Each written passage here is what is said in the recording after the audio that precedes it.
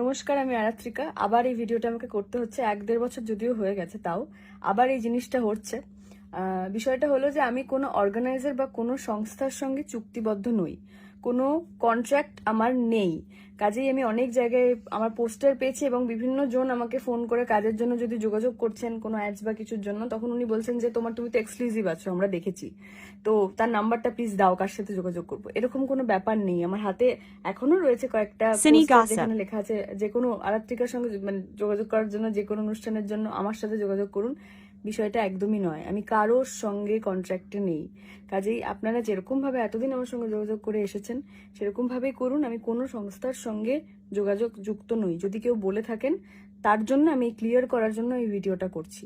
এবং পরবর্তীকালে এরকম ছবি যদি আমার কাছে আসে, তাহলে আমি কিন্তু সেটা পোস্ট করে ফেসবুকে লিখবো যে এই সংস্থা যারা লিখছেন আমি এক্সক্লুসিভ, তারা ভুল লিখছেন। Thank you.